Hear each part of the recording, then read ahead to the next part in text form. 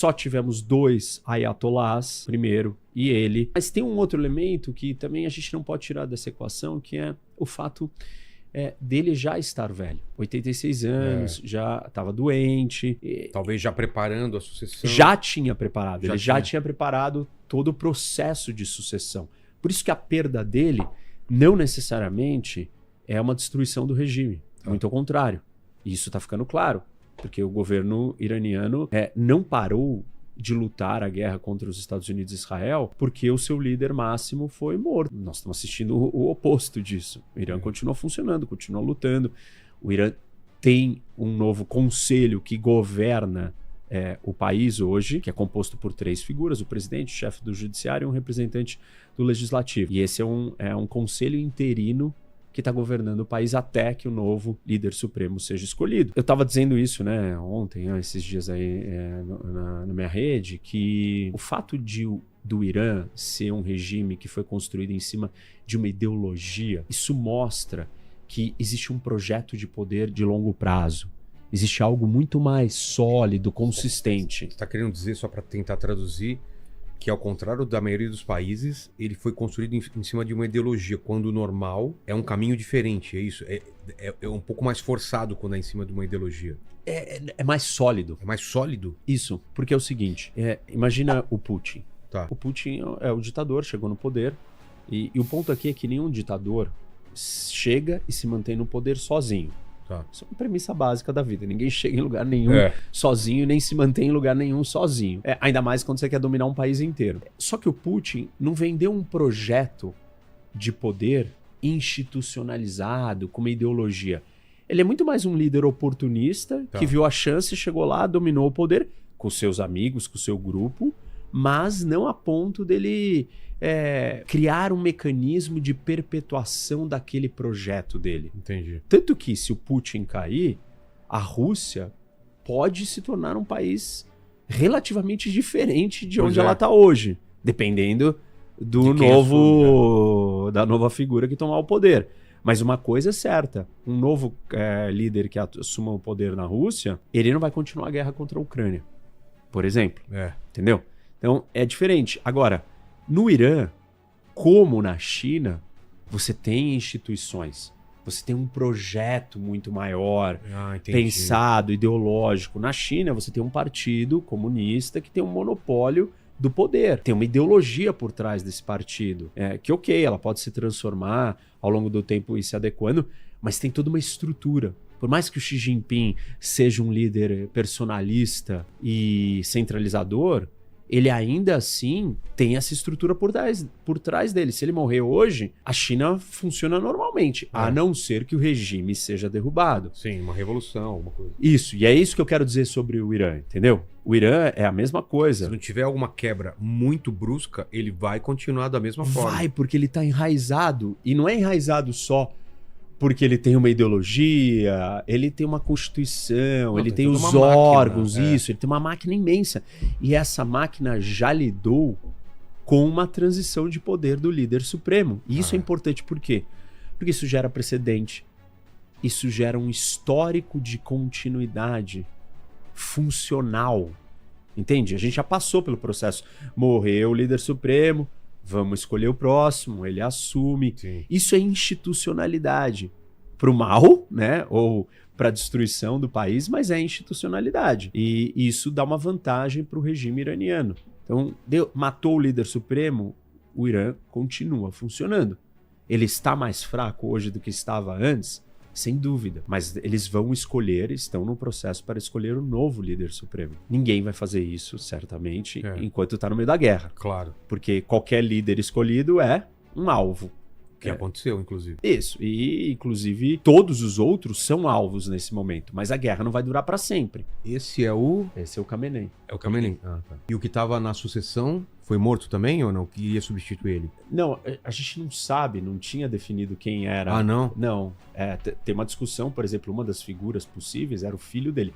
Antes, lá atrás, se dizia que a preferência dele era o ex-presidente, que morreu no acidente de helicóptero em 24. Tá. Ninguém sabe se foi um acidente, se foi um atentado, aquela história. Aí todo mundo tava mirando no filho dele. A gente não tem informações, pelo menos eu não vi nada até agora concreto, de que o filho dele esteja vivo. Existe a possibilidade de que o filho dele também tenha morrido.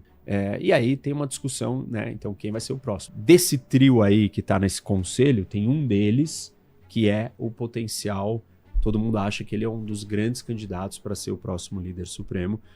Já tentou ganhar a eleição, não conseguiu, mas ele era um queridinho, alguém que o Khamenei protegia e mantinha por perto. Então a gente só teve dois. Só dois. Aí, o Khomeini. Isso, e o Khamenei. E o nome parecido tem alguma coisa a ver ou não? Uma coincidência. E o Ayatollah, para quem a gente não entende, é tipo de um rei. Qual que seria um clérigo, o próximo? Não é um rei. Ele tá mais próximo para um líder religioso do que... Isso. É mesmo? Isso. O rei, o monarca, é o Shah, né? A ideia do Reza Pahlavi, que era o antigo monarca quando a Revolução Islâmica derrubou ele e trouxe para o poder uma teocracia, um regime religioso no poder. E aí quem poder. manda, a partir daí, é o Ayatollah. Isso. O órgão que vai escolher o novo Ayatollah chama Conselho de Especialistas. Tá. E ele tem 80, um pouco mais de 80 líderes religiosos que foram escolhidos pela população numa eleição. Só que aí, calma, não é uma eleição normal. É uma eleição onde, para você ser o candidato, eu, líder supremo, tenho que deixar você ser o candidato. Entendi. Então eu só deixo ser candidato quem eu já quero que seja eleito. Não é qualquer um. Então as cartas já são marcadas, mas a população escolhe entre os que foram dados para ela. E esses caras do conselho de especialistas, a função deles basicamente é só escolher um novo líder supremo. E eles estão se reunindo e falando sobre isso. Claro que eles não conseguem se reunir do jeito certo porque eles são alvos também.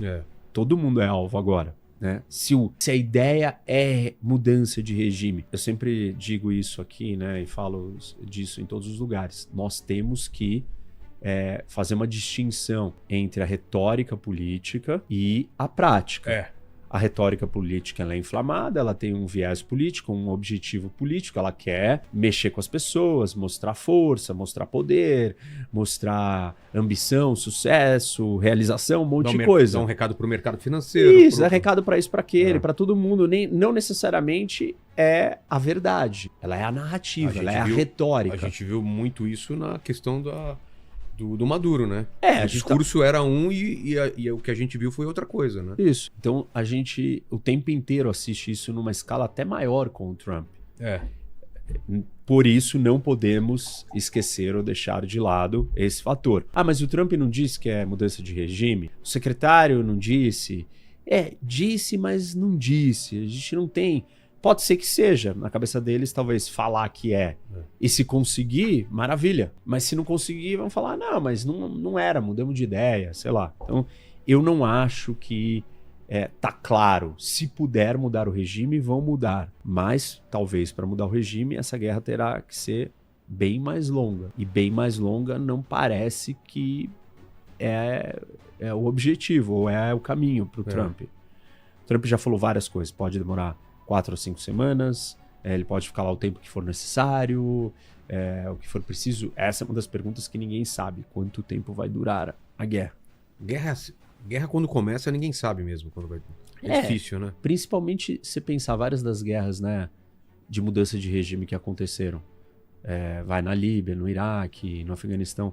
Todas essas guerras acabaram se tornando guerras civis de décadas, mais de 10 anos de guerra. Então existe essa preocupação também nessa discussão dentro do Irã. O Irã vai cair numa guerra civil? Derrubar o regime tem esse risco. E esse risco é uma preocupação para todo mundo. Uma preocupação para os Estados Unidos, é uma preocupação para os países vizinhos, é uma preocupação para a região. O Irã é um país gigantesco, 92 milhões de pessoas, e um país desse tamanho se tornar uma guerra civil ou um caos é bastante impactante. Olha o que já está acontecendo ali, né? No Estreito de Hormuz, no Golfo no geral, nos países do lado. Então, não é tão simples, muda o regime. E ninguém nunca conseguiu, que a sua pergunta inicial foi, essa guerra é diferente das outras? É. Essa é uma parte importante para a gente olhar. É possível mudar um regime somente com força aérea, com ataques aéreos, com uma operação aérea? E a resposta é não. Até hoje não. Ninguém conseguiu fazer isso. Tem que ter exército em terra. Nem mesmo com o exército é uma operação fácil. Com certeza. E se não for o exército, a população tem que se rebelar. E a população agora não vai se rebelar, porque ela está correndo risco de vida se ela sair na rua. E quando não corria o risco de vida de uma guerra com bombardeios, ela, né, também correu o risco de ser morta pelo regime. Várias pessoas morreram. 7 mil pessoas, segundo alguns dados aí. Se não tiver uma mobilização das pessoas ou alguma outra força terrestre, por que eles vão entender que eles têm que ceder o poder? E ceder pra quem? Entendeu? Imagina que vai morrendo todo mundo, todos os líderes. E aí o resto, o segundo escalão tá lá. E aí o segundo escalão fala, tá bom, e agora? Mas não tem protesto na rua e não tem exército de ninguém, nem tem forças de ninguém. O segundo escalão fala, não, tá bom, eu abdico do poder. Pra quem? Entendeu? Não tem ninguém ali. Tem que aparecer essa força de resistência para eles desistirem de lutar ou desistirem de continuar no poder. Aí vem a questão do que tá acontecendo agora. O que a gente já sabe? A gente sabe que Israel tá junto, foi um ataque conjunto. Como que tá a Europa nisso? A reação do mundo? E o que foi destruído? O que aconteceu? Não sei se esperava que o Irã ia atacar prédios e alvos civis em Doha ou em outros lugares que não estão relacionados com a guerra. Qual que é a intenção de tudo isso? Por que o Irã atacou os outros países árabes e do Golfo? Porque por 2 razões. Primeiro, eles são aliados dos Estados Unidos. Eles têm bases americanas no seu território.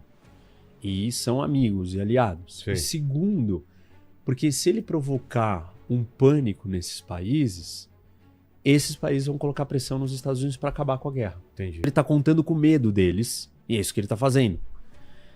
Dubai, Doha, Kuwait, Iraque, Jordânia, Bahrein, Catar, até Oman. Mas não tem o lado negativo também de alguns países que eram mais neutros se virarem definitivamente contra o Irã ou já eram contra o Irã? Já eram contra, mas não queriam. Eles tinham uma certa resistência. Não vai usar minha base para lançar ataque direto ao Irã. Eles colocaram uma série de restrições.